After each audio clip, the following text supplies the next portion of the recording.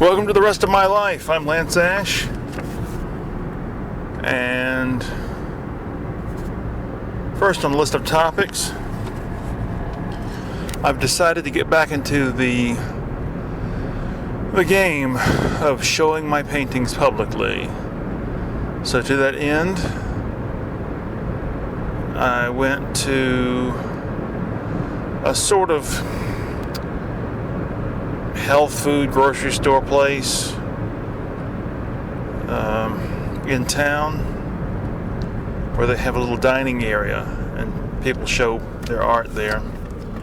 And well, actually I called them on the phone and they just sight unseen said, yeah, sure, next month, fine. So went down there Saturday morning just to get a look at the area and see how the work is hung on the walls. So it's pretty straightforward. I just attach some wires to the back of my paintings and I can hang them up. So I'm excited about that because I haven't had a show in a long time. And yeah, what happened was, see, there's a, what do you call it? An arts center in Athens called the Linden House, and they do exhibitions and they do classes, different art things, and every year they have a juried exhibition. That's what they call it, and I've entered a couple of times. For $25, you get to submit 3 works, and they deem whether they're worthy of being in the exhibition or not before the judge even gets a chance to take a look at them. And they won't tell you why they rejected your work or not. So, one year I had 3 great paintings and I was so I need to back up a second. In the past, I've won little awards and sold some. You know, the paintings are available for sale as well. They take a cut. I sold a painting for $1,000 one year and got $700 out of that once they got finished taking their cut. And I won an award one year for one. So this year, this has been, I don't know, several years ago, I had 3 really good paintings and I was so excited because this is my big step, and they rejected all 3. So I've harbored a bitterness in my heart ever since, and it just kicked the stuffing out of me, and I decided that I'd just retreat to my cave and try to work on my craft. Anyway, so just recently feel, like I said, a new sense of maturity in my work. So it's time to try again. Baby steps. First, show your work at a grocery store, and then see what happens after that. So anyway, I'm working on picking out about a dozen pictures and attaching wires to the back. So there's that. And next on the list, what does that say? Oh, this is quite a different topic. For those of you who are used to the type of fingernail clippers that you buy at the stores today, you know nothing of quality in the fingernail clipper department. Because if you can find a pair of fingernail clippers that were made 50 or 60 years ago, you'll see the difference. The ones today are plated with some sort of shiny chrome-like substance to make them look all fancy, but that has nothing to do with the quality. The quality of the metal underneath is inferior. It's very easy to chip them, and if you have really tough fingernails like I do, it's hard to cut them, especially with your non-dominant hand. Sometimes I have to bite my thumb and forefinger to get the appropriate pressure to cut through. Anyway, I have 2 pairs of fingernail clippers that I inherited from who knows where. My grandmother probably. And these things are ancient, and they're not shiny. Just sort of a buff colored metal. It's amazing the difference. Alright, that's a minor issue. Next, what's this say here? Oh! Okay, well this is a large topic that probably don't have time to do justice to. March 1987, my senior year, a couple months before I graduated from high school, our senior class, those of us who could afford to do it, went on a trip, school trip, to England, Scotland, and Wales. And every other year at the school that I went to, they took some sort of trip. And every year it was tradition that the senior class went to Europe. Now, normally they went to the continent. They'd go to France, Germany, I think the very upper tip of Italy, maybe, and Belgium, I think. Wherever the Waterloo Monument is. Anyway, so I guess the people who ran the school got tired of this. They went the same route every year. And so they decided on a Great Britain trip. Now, they had never done this. So this was just sort of, traveling blind, really. They had it planned out pretty well, but they really sort of lost control of the whole thing. Now, the key point, many things happened on the trip, but the key incident was this. For some reason, the idea of getting a t-shirt from the Hard Rock Cafe in London was a big attraction. And there were several of us that thought this would be a great thing to get. But there was no way. We had no way of knowing where it was, how to get there. There was no chance of breaking free from these people and doing this. Okay, well anyway, we were on our way to Madame Tussauds Wax Museum, and we were taking the Underground. And of course you're on I don't know how many people went, say 25, 30. So you spread out amongst several cars. And this guy named Jack, my friend Mitch, and I were all on one car together, separate from everybody else. And we missed our stop. So we got off on the very next stop, and I seized the opportunity. I said, hey, this is our chance. We can dash down to the Hard Rock Cafe, get the t-shirt, and meet back up with them, and no one will be the wiser. Well, Mitch was like, yeah, let's do it. The other guy, Jack, he was sort of a square, and he's like, yeah, sure, whatever, okay, fine.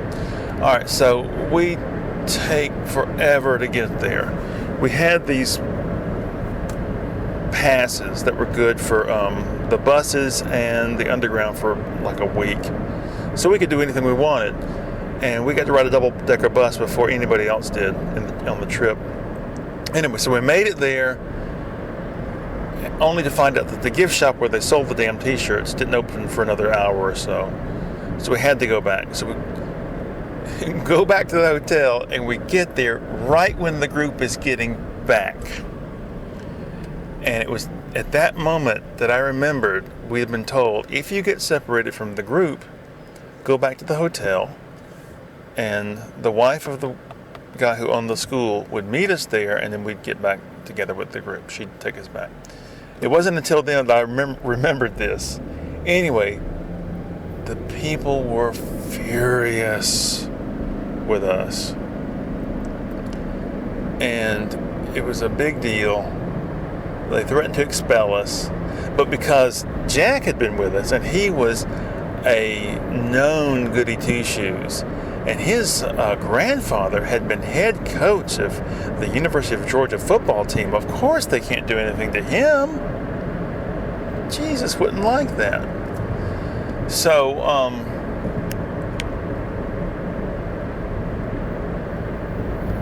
we got fussed out about it. But, in retrospect, I'm glad it happened, because it's my last, stab at rebellion before I left school.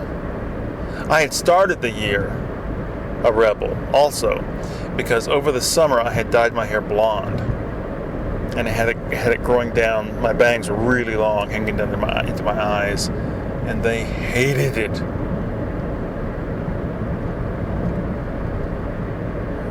Even my grandmother, my word got around through my extended family, Lance has dyed his hair blonde. Oh my God.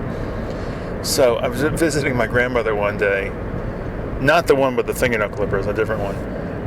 And she came to me real close, and she started looking at my face. She started looking at my ears back and forth. I said, "What are you doing?" She goes, "I'm looking for earrings." "What do you mean?" "Well, you dyed your hair blonde. I just figured you'd get earrings too." Men don't dye their hair.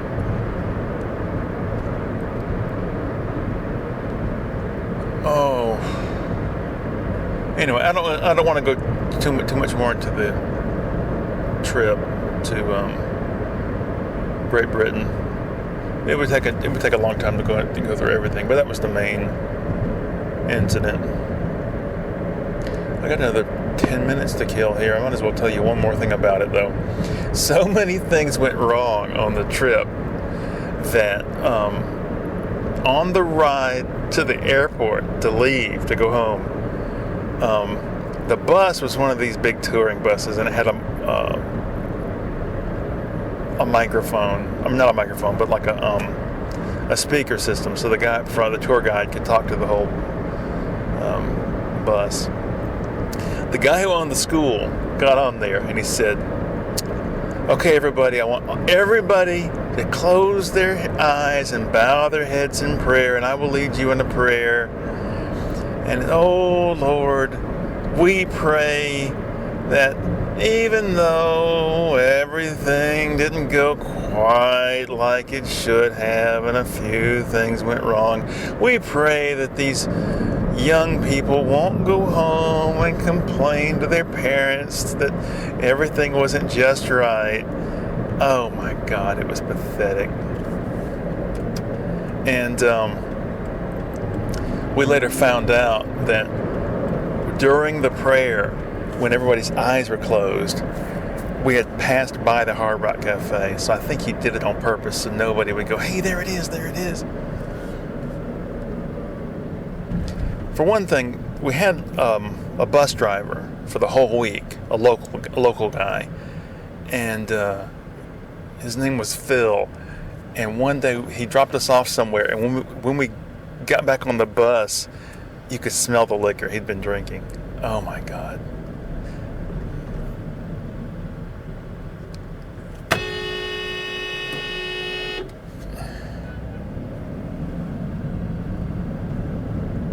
That was me blowing the horn because somebody wouldn't move.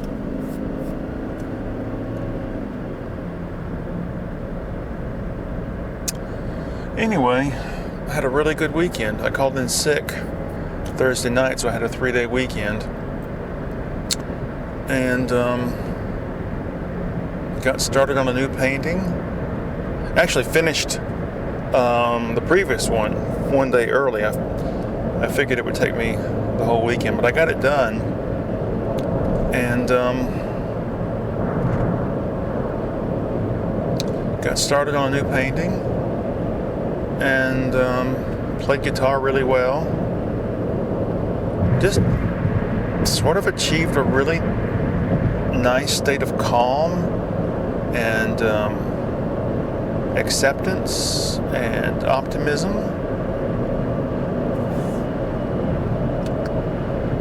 And want to maintain that. Of course, knowing the laws of the universe as I do, after so many years alive on this planet, I know that the universe is all in balance, and therefore the universe is getting ready to throw a monkey wrench into my personal works. And I'm ready for it. Whatever it is, whatever happens, I'm ready for it.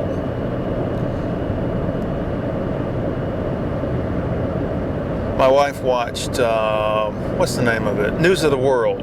It's a movie with Tom Hanks. And she suckered me into, I was going in and out of the room, and sort of got drawn into the last 15 minutes of it.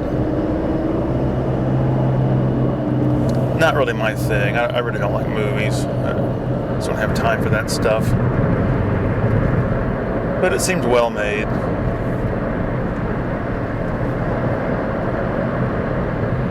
I like quiet movies like that.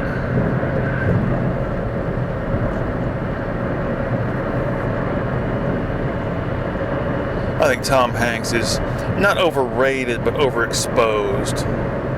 It's just, every time you turn around, there he is. I'd like for him to put the bad guy in something.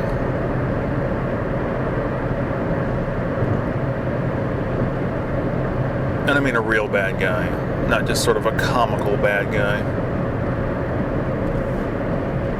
Too bad about Peter Scolari. Wouldn't it be great if they had both become big stars? I don't think Peter Scolari had the range, though. He could have become a reliable character actor, though. I think that's one of the reasons I'm not interested in being a performer. It's all luck of the draw.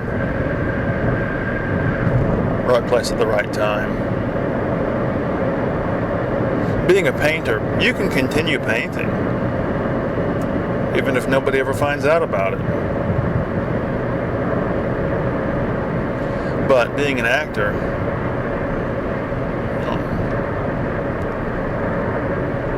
I guess you can act in some rinky-dink local amateur theater group.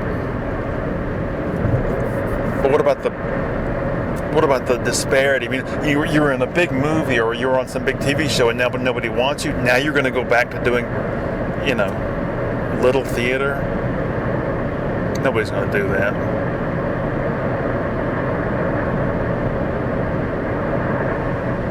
Well, this is going to be a short episode, but I think it was good.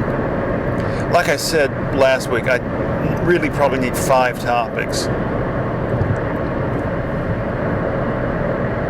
Oh, these people get off the exit and they drag their ass right in front of you. I had such a good weekend that when I was sort of getting ready to go back to work today, I thought, oh God, I don't want to go. And suddenly it hit me. Don't have that fear, that dread of going back. Just embrace it. No more of this fear and dread and pessimism. You've got your ducks in a row finally after so many years in the wilderness. Just relax. Maintain your equanimity. That's the key. I turned 52 on Thanksgiving. Don't have time for this shit anymore. Don't have time to hide from the bad stuff anymore. Alright, we're approaching the end of the show. The traffic is really bad. It's hard to drive one-handed and all this shit. Thank goodness it finally turned cool. I wish it would stay like 60 degrees all year round. That's one reason I want to move to Northern Europe. It'd be great. It wouldn't take me too long to get used to it, I think. Culture shock. All right. That's about it. Thank you very much for listening. Bye-bye.